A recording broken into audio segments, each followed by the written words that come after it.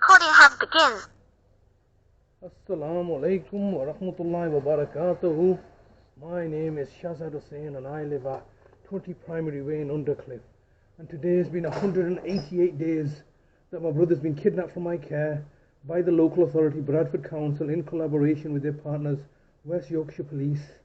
And they're denying me access or any information about him, basically going on giving me the silent treatment as a form of psychological torture in order to prevent me from whistleblowing on their adult social care, whilst at the same time commissioning the services of the Housing Association to make me homeless once again, to target and victimise me, and in collaboration with the Courts and Tribunal Services, so that's HMCTS, which is now being spearheaded by Nick Goodwin, who has previously, as the public guardian, helped assist in a joint enterprise to murder my mother. Yes, the public guardian, who is subservient and works for the public guardian and the office of the public guardian, are both subservient to Bradford Council in my years of experience. I mean, we're going back now 10 years when I discovered this. It's not known to everybody, but the reality is that the Office of the Public Guardian and the Public Guardian themselves are quite clearly subservient and acquiesce to the dictates of the local authority, Bradford Council. But so does West Yorkshire Police, because obviously they get paid direct funding from Bradford Council amongst the other councils in West Yorkshire. So the police offer their services are basically to privately commission out their services to Bradford Council, but so do the Courts and Tribunal Services, which are meant to be part of the Ministry of Justice. But in my experience, not only the Courts and Tribunal Services, the Office of the Public Guardian themselves, and also the different members of the judiciary are all part of the Ministry of Justice. So is the police force, so is everybody else. So all of these organizations are as being part of the Ministry of Justice. The Ministry of Justice is subservient and acquiesced to the dictates of Bradford Council. So they are basically the local authorities' little lackeys. That's something surprising, isn't it? It's like a department of government, such as the Ministry of Justice and all its underlings, corporate structures and departments and offices and everything else. The Ministry of Justice is subservient to Bradford Council. That doesn't kind of make sense, but it's true. That is the reality of the world that I live in. And maybe even the government themselves are subservient to Bradford Council. I know that's a skewed perspective, and you can say, well, no, local authorities it doesn't work that way. Well, I can assure you, whatever the rhetoric is, the reality is this. I mean, in my personal experience, the local authorities got a personal vendetta against me, and I can see all the actions that they're carrying out. The local authorities have one of the largest budgets in a local corporation in the district, and it gives money out to charities. So all those charities work for Bradford Council and are subservient to them, as has recently been proven the case with the Citizens Advice Bureau in Bradford, which was quite clearly who have quite clearly been working in the interest in the background, colluding with Bradford Council in order to sabotage my attempts to legal representation in court proceedings. But it's not just the Citizens Advice Bureau as a charity. All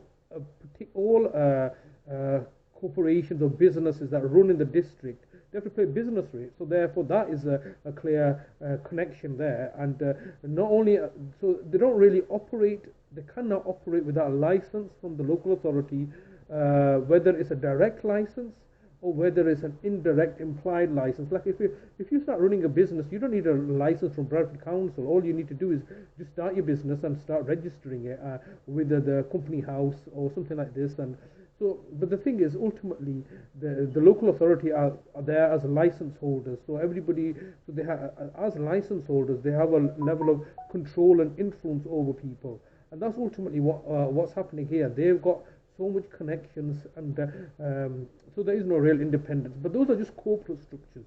One corporation, which is a local authority, controlling, manipulating, and expressing its direction and force. But it's more than that. All the citizens here also pay council tax. So you would think that because they pay the council tax, they're the service users, and the service providers as a local authority are subservient to them.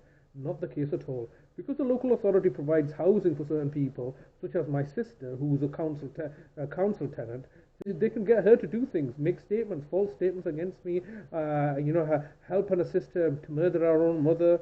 They can do anything that they want because everybody works for the council. So here I am the only one that's truly independent. By independent means and independent means, and they don't like that because they have no control over someone like myself. And this is one of the reasons that they're scared of me, because they know the fact that if I've got £500,000 in cash, how have I got that? And also, I have a level of freedom that in it. I'm not subservient to anybody. I'm not going to cower away thinking, oh, well, I need to shut up in front of my boss because I might lose my job. And then if I lose my job, I won't be able to pay the mortgage, and I might lose my house. And if I lose my house, I'll lose my wife and children. So you see how it only works, that everybody's quiet because they're all in debt, financially in debt.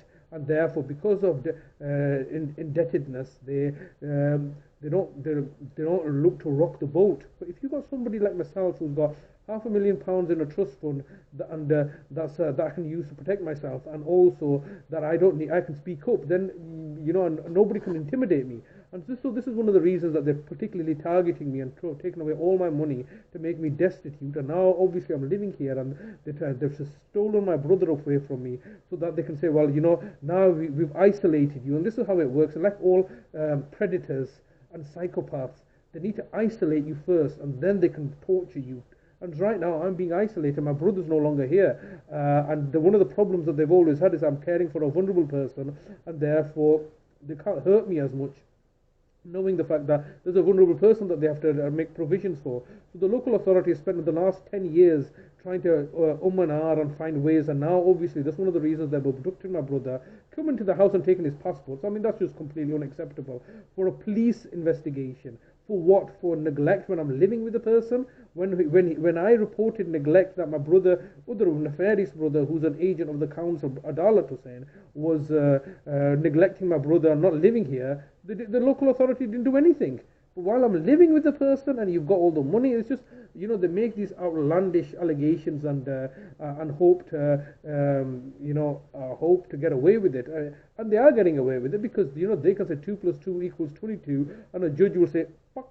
Yeah, there you go. There's a court order stating that 2 + 2 = 22, and you can't challenge that anymore because we're going to refuse you the right of reply, because nothing you can say can undermine that. And if you even mention the fact that the judges are corrupt, well, we just think it's scandalous, and we're just not even going to acknowledge that on our radar. It's absolutely horrendous what they're doing.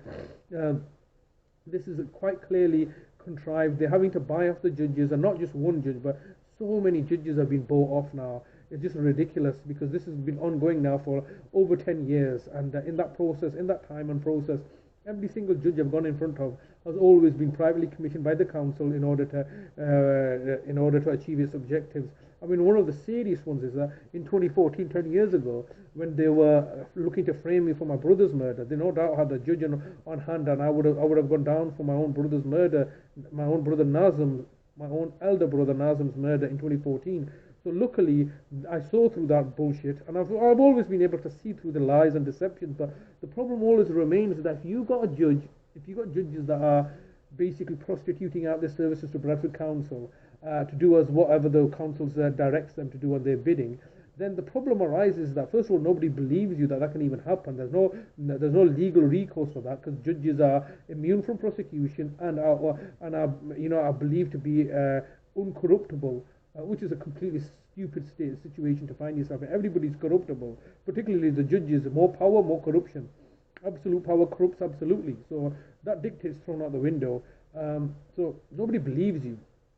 Nobody cares really. Whatever you say, because ultimately everybody's scared. That's the reality, isn't it? That is the fundamental reality. Everybody here sitting in the West or in Bradford, gives you the impression that, oh, look, we're doing okay, we're working, we've got money. These little trinkets of materialism that they give you, whilst at the same time you're being, your rights are being degraded, you're being ostracized and humiliated. Particularly if you're a Pakistani Muslim, but it doesn't really matter. They don't really care. They just want to find something to keep you divided, isolated, alone, increase your mental health, so they can then overfeed you with psychotic medication to assist you. Their help is, you don't want the government's help, you don't want the state's help before, and they won't let you be independent. They don't want you to be independent, because if you're independent, then you can stand up against them. They want your fat, weak, useless, retarded, and just clever enough to work the machines and do your jobs to pay your taxes. But ultimately, it's all about control and dominance. And here we are once again, it's 188 days. Why are they not even telling me where my brother is? They're expecting me to break down psychologically, so then they can, when I get weaker, they can attack me. They don't want to attack people when they're strong. They want to attack people when at their weakest point. My brothers are in a really vulnerable position, and that's why they attacked him. They always attack at when you are at your weakest, because then it's an energy saving thing for them. They don't want to be exerting any extra costs of attacking you when you're strong and you've got still a bit of life in you. They want you at the end of your life, totally miserable, and then they just start put a knife in your back, because that's the most efficient way to kill you. And it's about efficiency, efficient way to commit tyranny. But they're not very efficient with the money, are they? They're very inefficient with the money, when they really should be quite efficient with the money and be industrious and creative to achieve their objectives. But they're just mentally retarded. The best way I can describe them as a predator is like the Komodo dragon. Yes, they're not lions that hunt, or jackals that hunt off the hunted, or opportunistic predators. No, these people are like the Komodo dragon, the most efficient killer in the animal kingdom, because what it does is it gives you a little nib in the foot and poisons you, and then just slowly waits until the poison seeps through your whole system, and you end up the poison seeps through your whole system, and you end up slowly dying, and then they come and attack you.